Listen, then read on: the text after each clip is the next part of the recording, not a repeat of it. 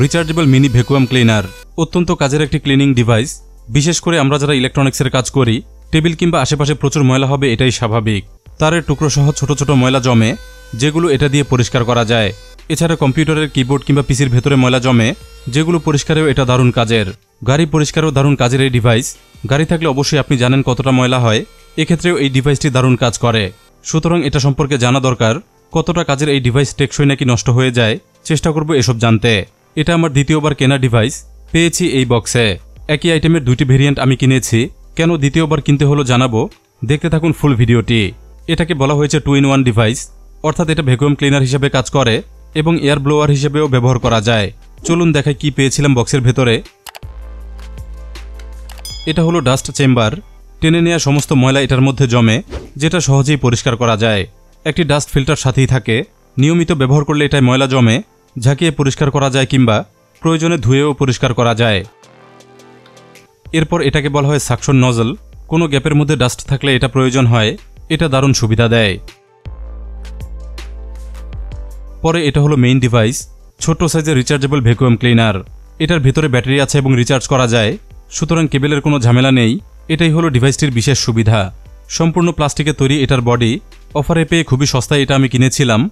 সস্তা হলেও দেখলাম অনেকটাই মোটা প্লাস্টিকে এটার বডি তৈরি, সহজে ভাঙবে বলে মনে হয়নি। সাথে এটার ডিজাইনটিও দেখতে বেশ ভালো, ধরার জায়গায় বক্স টাইপের ডিজাইন করা, দেখতে কিংবা ধরতে দুটোই ভালো লাগে। ব্ল্যাক এবং অরেঞ্জ কালার মিক্সিংয়ে এটা তৈরি, কালার কম্বিনেশন খারাপ লাগেনি, বাস্তবেও দেখতে ভালোই লাগে। যন্ত্রটির মূল অ্যাক্টিভিটি এখান থেকে হয়। এখানে ভেতরে ছোট একটি মোটর আছে, যেটা প্রচণ্ড হাই স্পিড ডিসি মোটর। শব্দ শুনলেই বোঝা যায় কতটা হাই স্পিড।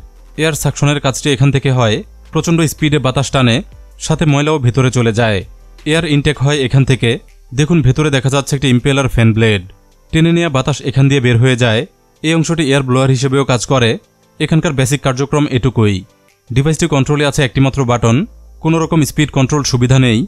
এটা দিয়ে শুধুমাত্র ডিভাইসটি অন কিংবা অফ করা যায়। এটাই প্রেস করলে দেখুন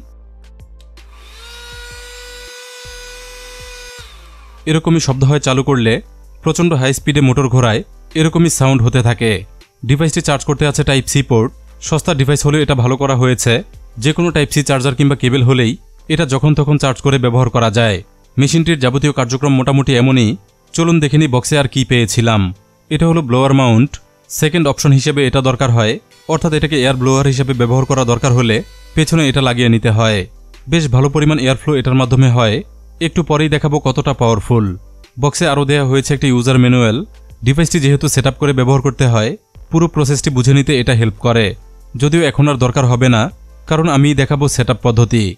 এরপরে পেয়েছি একটি ক্লিনিং ব্রাশ। এটাও খুবই কাজের উপকরণ। কিছু কিছু ময়লা নিচ থেকে উঠে আসে না, তখন সাকশন নজলে এটা সেট করতে হয়। এরপর ব্রাশ করে ময়লা তুলে পরিষ্কার করা যায়। সব শেষে দেয়া হয়েছে একটি চার্জিং কেবল। যথারীতি টাইপ সি কেবল পেয়েছি। যে কোনো চার্জারে এটা লাগিয়ে ডিভাইসটি চার্জ করা যায়। ডিভাইসটি ফুল চার্জ হতে প্রায় 1.5 ঘন্টা সময় লাগে।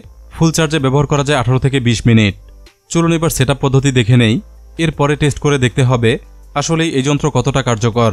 প্রথমে ডাস্ট চেম্বারটি হাতে নেব। এরপর সঠিক অ্যালাইনমেন্টে ফিল্টার সেট করতে হবে।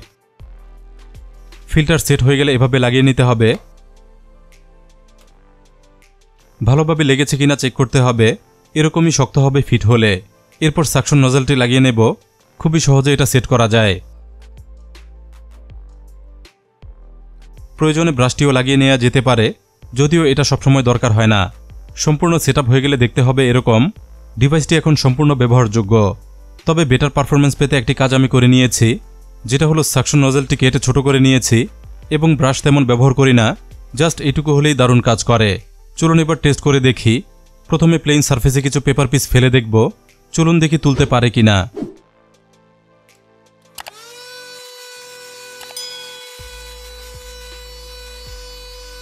দেখতেই পেলেন কেমন তুলতে পারে। খুবই সহজে এবং কম সময়ে তুলে ফেলল। এ পর্যায়ে একটি কম্পিউটার কিবোর্ডে ফেলে রেখেছি। চলুন এবার দেখি কেমন পরিষ্কার হয়। দেখতেই পেলেন কেমন তুলতে পারলো। খুবই চমৎকার কাজ করলো। এবার কিছু বালি ফেলে দেখব।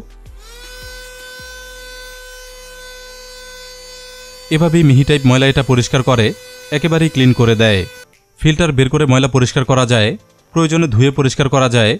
ডিটারজেন্ট ওয়াশে প্রায় নতুন হয়ে যায়, শুকিয়ে আবার ব্যবহার করা যায়। এটাকে ব্লোয়ার হিসাবে ব্যবহার করলে ডাস্ট চেম্বার খুলে নিতে হয়। কারণ ডাস্ট চেম্বারটি বাতাস প্রবাহে বাধা তৈরি করবে। একইভাবে অনেকগুলো পেপার পিস ফেলে রেখেছি, চলুন দেখি কি হয়। এক পলকেই সব উড়ে গেল, অর্থাৎ ছোটখাটো ব্লোয়ার হিসেবে এটা ভালো কাজ করে। বাতাসের প্রেসার বুঝতে এটা দেখুন।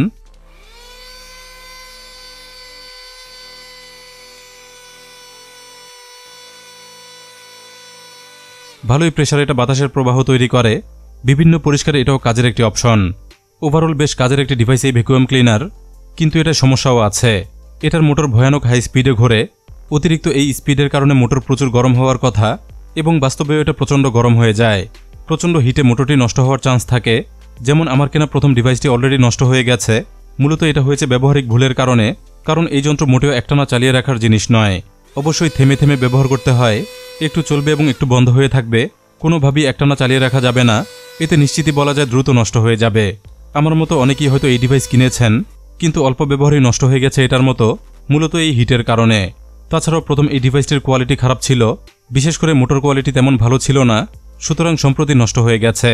পরবর্তী ভিডিওতে নতুন কেনা এই ডিভাইসটি খুলে দেখাবো, ভেতরে কি আছে দেখব, এবং যারা কিনে নষ্ট করে ফেলেছেন তারা কিভাবে রিপেয়ার করবেন চেষ্টা করব কোনো একটি আইডিয়া দিতে। সেকেন্ড, এই ডিভাইসটির কোয়ালিটি মোটামুটি ভালোই, সুতরাং ভালো লাগলে কিনতে পারেন।